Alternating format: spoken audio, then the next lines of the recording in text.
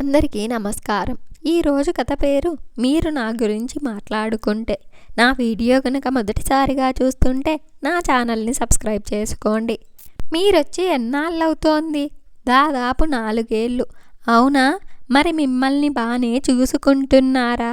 ఎటువంటి ఇబ్బంది లేకుండా?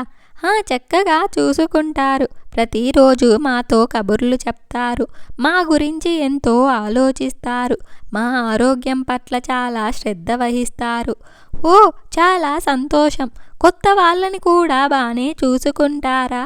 ఏమీ లేదు, మేము కొత్తగా వచ్చాం కదా, మీతో ఉన్నంత బంధం మాతో ఉండదు కదా, అందుకని మీ పట్ల చూపించినంత ప్రేమ మా పట్ల చూపిస్తారో లేదో అన్న చిన్న సందేహం అంతే. మీకటువంటి సందేహాలేమీ అక్కర్లేదు. 4 ఏళ్ల క్రితం వచ్చినప్పుడు మేము ఇలాగే ఆలోచించాం. కానీ వీళ్ళు చూపించే ప్రేమ ఆప్యాయత గమనించాక మేము వీళ్ళని ప్రేమించటం మొదలుపెట్టాం. వీళ్ళు మా పట్ల చూపించే అభిమానానికి మీకు కొన్ని ఉదాహరణలు చెప్తాము. రోజు పొద్దున సాయంత్రం మాతో కొంత సమయం గడుపుతారు. ప్రతి పూట చక్కగా సాంబ్రాణి ధూపం వేస్తారు. మేము ఉన్న చోటును ఎప్పుడూ శుభ్రంగా ఉంచుతారు. ప్రత్యేక రోజులలో, పండుగ రోజులలో అయితే మా వైభోగం మాటల్లో చెప్పలేము, అనుభవించి తీరాల్సిందే. ఎంతో అందంగా మా లోగిని ముస్తాబు చేస్తారు. మమ్మల్ని కూడా ఎంతో అందంగా అలంకరిస్తారు. ఒకవేళ వాళ్ళు ఏదన్నా పని మీద ఊరు వెళ్తున్నప్పుడు మాకెన్నో జాగ్రత్తలు చెప్పి వెళ్తారు. మా బాధ్యత ఎదురింటి వాళ్ళకో, పక్కింటి వాళ్ళకో, పని వాళ్ళకో ఎవరో ఒకళ్ళకి అప్పచెప్పి మరీ వెళ్తారు. మేమెప్పుడన్నా కాస్త నలతగా ఉన్నామంటే వారు కూడా చాలా దిగులు పడతారు. వెంటనే మా ఆరోగ్యం మెరుగుపరచడానికి ప్రయత్నం మొదలు పెడతారు. ఆ ప్రయత్నాలు ఫలించి మేము ఆరోగ్యంగా మారినప్పుడు వాళ్ళ మొహంలో కనిపించే సంతోషం అంతా ఇంతా కాదు. చిన్న పిల్లలకు మళ్ళీ ఎంతో సంబరపడతారు. అలాగే ఒకవేళ ఎప్పుడన్నా పని ఒత్తిడిలో మమ్మల్ని 2-3 రోజులు పట్టించుకోవటం కుదరలేదనుకో, ఆ మరుసటి రోజు వచ్చినప్పుడు మాతో ఎక్కువ సమయం గడుపుతారు. మా యోగక్షేమాలు కనుక్కుంటారు.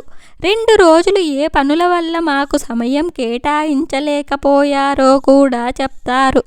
అంతేకాదు, 2-3 రోజుల నుంచి మమ్మల్ని పట్టించుకోనందుకు ఏమీ అనుకోవద్దని మాకు క్షమాపణలు కూడా చెప్తారు. మీ మాటలు వింటూ ఉంటే మాకు చాలా సంతోషంగా ఉంది. అయితే మంచి మనసున్న వారి చెంతకు చేరామన్నమాట.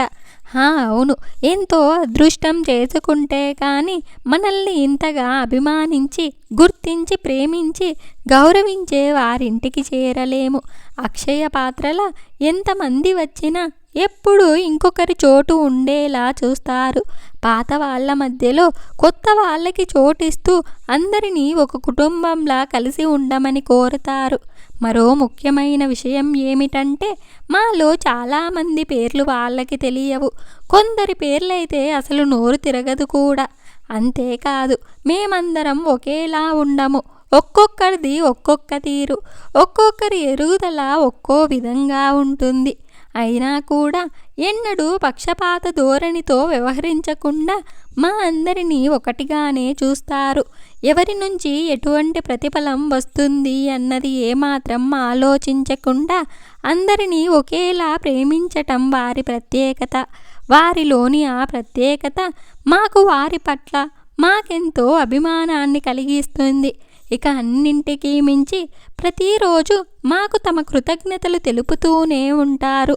మాకు ప్రాణవాయువును అందిస్తూ మాకు ఆరోగ్యాన్ని, ఆనందాన్ని ఇస్తున్న మీకు ఈ కాస్త నీరు తప్ప ఇంకేమీ ఇవ్వలేమని ఎన్నోసార్లు మమ్మల్ని ఎంతో ఎత్తులో నిలబెడుతూ తాము చేసే దానిని మాత్రం ఎంతో చిన్నదిగా చెప్పుకుంటారు.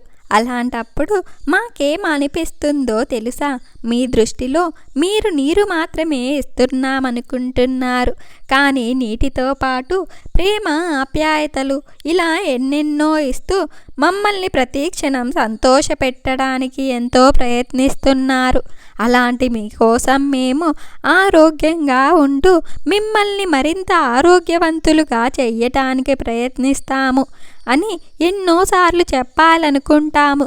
కానీ వారిలా మదిలోని భావాలను చెప్పుకోవటానికి మేము మనుషులం కాదు, మొక్కలము. అందుకే వారి కోసం వీలైనంత ప్రాణవాయువును అందిస్తూ వారిని జాగ్రత్తగా కాపాడుకోవటమే వారి పట్ల మాకున్న ప్రేమకి నిదర్శనం అని నమ్ముతాము అన్నారు. కొత్తగా మన ఇంటి తోటలోకి వచ్చిన మొక్కలు మొదటి నుంచి మన ఇంట్లో ఉన్న మొక్కలు ఒకరితో ఒకరు మాట్లాడుకుంటే వారి సంభాషణ ఎలా ఉంటుందో అన్నది ఊహించి ఇలా వ్రాసాను. మీకెలా అనిపించిందో మీ కామెంట్స్ ద్వారా తెలియజేయండి. ఈ వీడియో కనుక మీకు నచ్చినట్లయితే ఒక లైక్ చేసి స్టోరీ ఎలా ఉందో కామెంట్ చేయండి. నా ఛానల్ సబ్స్క్రైబ్ చేయకపోతే వెంటనే సబ్స్క్రైబ్ చేసుకోండి.